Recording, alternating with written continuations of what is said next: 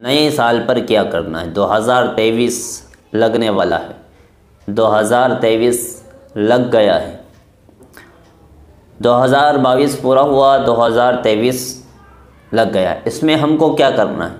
مسلمانوں کا عمل کیا ہونا چاہیے؟ کیا اسلامی تعلیم، کیا تعلیم ہے سال کے گزرنے پر؟ اسلام کیا کہتا ہے؟ مسلمان اس دور کے کیا کر رہے ہیں؟ ہم کو کیا کرنا چاہیے؟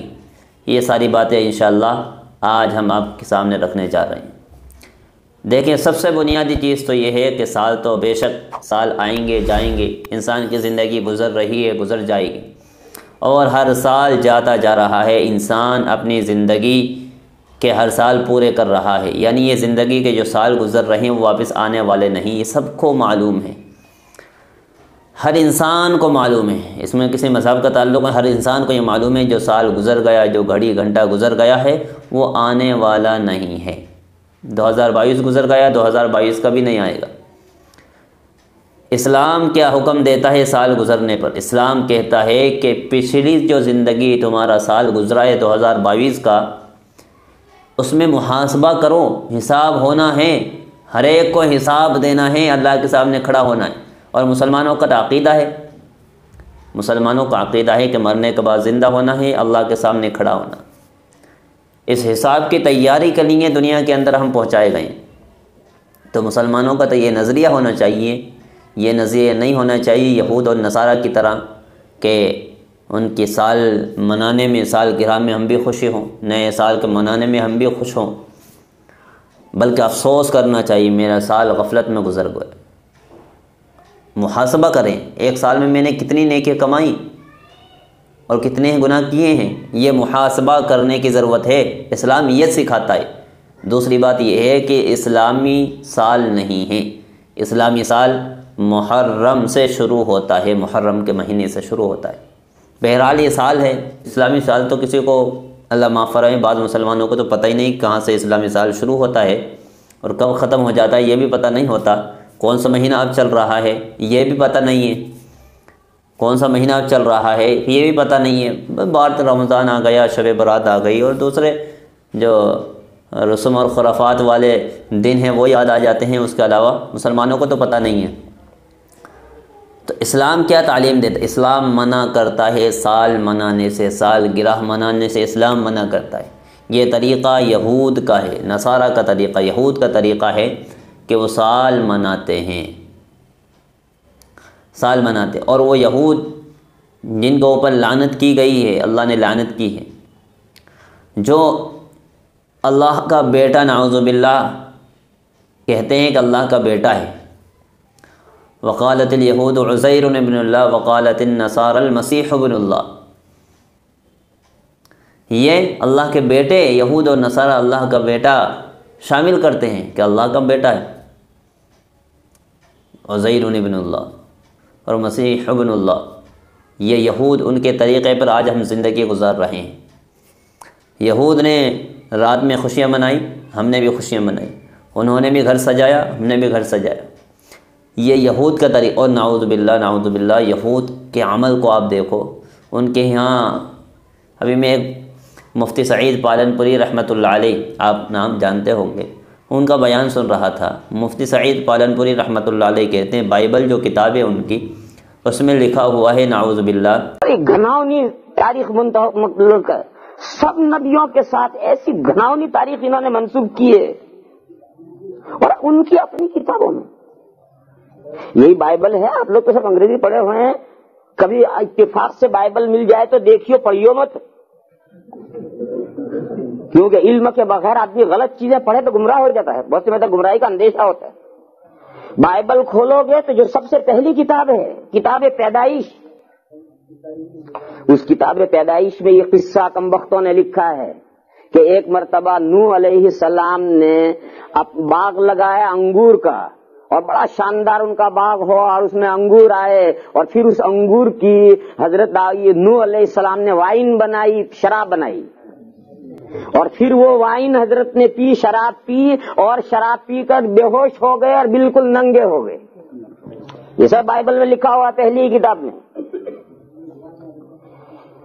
وہ ننگے پڑے ہیں یہ میں نے کیوں اب ذکر نبیوں کے تعلق سے یہ باتیں ذکر نہیں کرنی چاہیے مجھے، مگر آپ حضرات کے سامنے اس لیے ذکر کرتا ہوں تاکہ آپ حضرات کے ذہن میں رہے، اور کبھی ان لوگوں سے بات ہو تو ان کو تم آنکھوں میں آنکھیں ڈال کے بتا سکو کہ کیا تم اپنے نبیوں کے بارے میں یہ عقیدے رکھتے ہو۔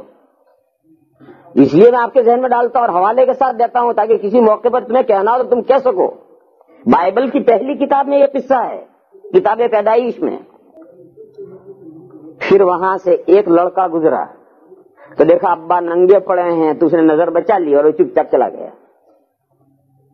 پھر تھوڑے وقت کے بعد وہاں سے دوسرا لڑکا آیا تو اس نے دیکھا کہ ابا ننگے پڑے ہیں، تو وہ چادر لایا اور چادر لا کر کے ابا کے اوپر ڈال دی، وہ چلا گیا۔ جب نوح علیہ السلام کو ہوش آیا تو دیکھا کہ وہ چادر اوڑے ہوئے ہیں، تو انہوں نے پوچھا کہ یہ چادر مجھے کس نے اڑائی؟ تو ان کو سارا واقعہ بتلایا گیا کہ آپ شراب پی کر اس طریقے سے ننگے ہو گئے تھے، اور فلاں بیٹا گیا تھا تو اس نے کچھ نہیں ڈالا آپ کے اوپر، نظر بچا کر چلا گیا، اور پھر فلاں بیٹا آیا اس نے آپ کے اوپر لا کر یہ چادر ڈالی۔ تو انہوں نے وہ پہلے بیٹے کے لیے بد دعا کی، اور یہ دوسرا بیٹا جس نے چادر اڑائی تھی اس کے لیے دعا کی۔ چنانچہ اس پہلے بیٹے کی نسل میں دنیا میں جتنے کالے ہیں وہ سب اس کی نسل میں پیدا ہوئے، بلیک سب اسی نسل میں آئے، اور گورے جو ہیں یہ سب اس لڑکے کی اولاد میں آئے ہیں جس کے لیے دعا کی تھی۔ دیکھو گورے کالے کا مسئلہ کہاں گھسایا بائبل میں، گولے کارے کا مسئلہ کیسے بائبل میں لا کر گھسایا ہے، اور اسے مذہبی کس طرح سے بنایا ہے۔ تو کہا یہ جتنے بلاک ہیں کالے یہ سب اس لڑکے کی اولاد ہیں کہ اس نے باپ کو چادر نہیں ڈالی تو باپ نے بد دعا دی، اس لیے ساری اولاد کالی ہو گئی، اور اس نے باپ کے اوپر چادر ڈالی اس لیے باپ نے دعا دی تو ساری اولاد گوری پیدا ہوئی۔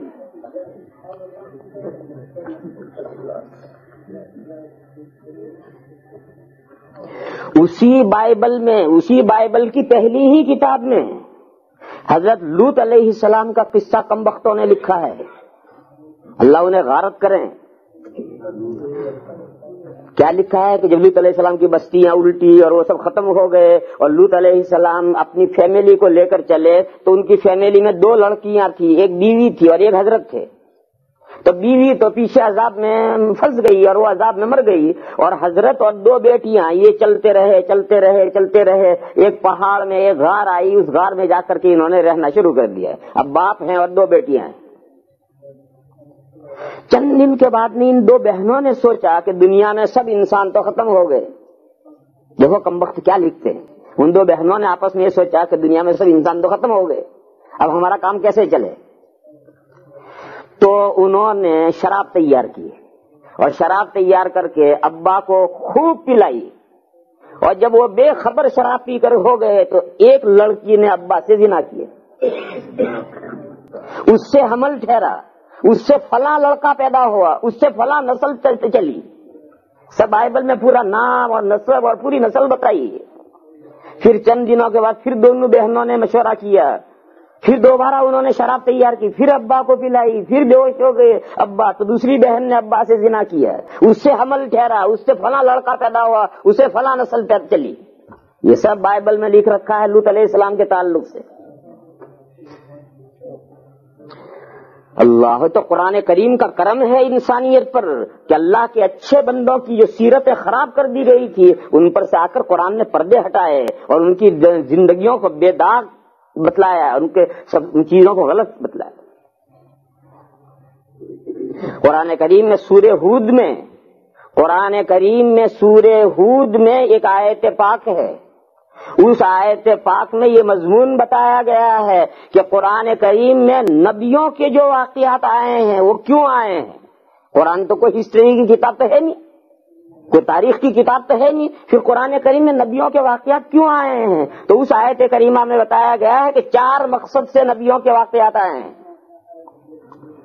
كَذَلِكَ وَكُلًّا نَّقُصُّ عَلَيْكَ مِنْ أَنبَاءِ الرُّسُلِ مَا نُثَبِّتُ بِهِ فُؤَادَكَ وَجَاءَكَ فِي هَٰذِهِ الْحَقُّ وَمَوْعِظَةً وَذِكْرَىٰ لِلْمُؤْمِنِينَ۔ کہا کہ ہم نبیوں کے جو واقعات قرآن کریم میں ذکر کرتے ہیں تو اس کے 4 مقاصد ہیں۔ سب سے پہلا مقصد ہے حضور اکرم صلی اللہ تعالی علیہ وسلم کو تسلی دینا، کُلًّا نَقُصُّ عَلَيْكَ مِنْ أَنْبَاءِ الرُّسُلِ مَا نُثَبِّتُ بِهِ فُؤَادَكَ، ہم آپ کے دل کو مضبوط کرتے ہیں ان واقعات کو سنا کر۔ دیکھو قرآن کریم میں موسیٰ علیہ السلام اور فرعون کا واقعہ 19 مرتبہ آیا ہے۔ موسیٰ علیہ السلام اور فرعون کا واقعہ 19 مرتبہ ریپیٹ ہوا ہے۔ کیوں؟ موسیٰ علیہ السلام کو جو فرعون کے ساتھ مقابلے کرنے پڑے ہیں، اور جو موسیٰ علیہ السلام کو تکلیفیں پہنچی ہیں اور موسیٰ علیہ السلام کی قوم کو تکلیفیں پہنچی ہیں، وہ رونگٹے کھڑے کر دینے والی ہیں۔ لڑکے ذبح ہو رہے ہیں، لڑکیاں بچائی جا رہی ہیں، کوئی آسان تھوڑی ہے۔ سالوں بنی اسرائیل کے گھر میں جہاں لڑکا پیدا ہوا کہ ماں کی گود میں ذبح کر دیا گیا۔ یہ صرف اللہ کو ماننے کے نتیجے میں ہوا تھا۔ یہ سارے واقعات اور موسیٰ علیہ السلام کو جو اذیتیں تکلیفیں پہنچی وہ سب حضور کو سنائی جا رہی تھی، تاکہ حضور اور صحابہ کو ڈھارس بندھے کہ مکہ والے اگر ہمارے ساتھ کر رہے ہیں تو ابھی وہاں تک نہیں پہنچے جہاں تک فرعونی پہنچے تھے۔ فرعونی اور قبطی جہاں تک پہنچے تھے بنی اسرائیل کے ساتھ، وہاں تک یہ مکہ والوں کا ظلم و ستم نہیں پہنچا۔ کسی مسلمان کے بچے کو انہوں نے ذبح تو نہیں کیا۔ تو یہ واقعہ جب سناتے تھے تو حضور کو اور صحابہ کو ڈھارس بنتی تھی، تسلی ہوتی تھی۔ تو یہ بار بار وہ واقعات سنائے جاتے تھے تسلی دینے کے لیے، حضور کے دل کو مضبوط کرنے کے لیے۔ وَكُلًّا نَقُصُّ عَلَيْكَ مِنْ أَنْبَاءِ الرُّسُلِ مَا نُثَبِّتُ بِهِ فُؤَادَكَ۔ دوسرا مقصد کیا تھا؟ وَجَاءَكَ فِي هَذِهِ الْحَقِّ، اور یہ نبیوں کے جو واقعات بیان ہو رہے ہیں، اس دوران بیان صحیح بات بیان ہو جائے گی، اور لوگوں نے نبیوں کی طرف جو غلط باتیں منسوب کی ہیں وہ غلطیاں چھٹ کر الگ ہو جائیں گی۔ اس نبیوں کے واقعات کے بیان کے ضمن میں صحیح بات آ جائے گی، بغیر کہے صحیح بات آ جائے گی، جو غلط بات منسوب کی ہے وہ غلط ہے۔ قرآن جگہ جگہ پر کہا، نوح علیہ السلام کے بارے میں، لوط علیہ السلام کے بارے میں جگہ جگہ قرآن نے یہی پہلو ابھارا کہ ہمارے مخصوص بندے تھے، ہمارے نیک بندے تھے، ہمارے مقرب بندے تھے۔ ظاہر ہے کہ اللہ کے ایسے بندے شراب پیئیں، زنا کریں، ننگے ہو جائیں، یہ نہیں ہو سکتا۔ یہ سب واقعات منسوخ غلط۔ تیسرا مقصد کیا تھا؟ موعظۃ، نبیوں کے اور نبیوں کی امتوں کے واقعات سن کر کے نصیحت حاصل ہوتی ہے، انسان کو دل پگھلتا ہے۔ موعظہ کے معنی واعظ معنی ایسا بیان جو دل کو پگھالے، نرم کرے۔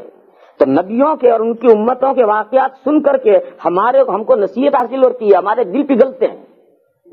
اور ذکریٰ للمؤمنین، چوتھا مقصد یہ ہے کہ ہم بھول جائیں تو بھولی ہوئی بات ان کے واقعات کے ضمن میں ہمیں یاد آ جائے، نوٹ بک یادداشت۔ تو جو دین کی باتیں ہیں وہ ان واقعات کے ضمن میں ہمیں یاد دلائی جاتی ہیں۔ تو یہ 4 مقصد بیان کیے گئے ہیں کہ جون سے پیغمبر کا اور جون سی پیغمبر کی امت کا قرآن میں تذکرہ کیا گیا ہے، وہ ان 4 مقاصد سے کیا گیا ہے۔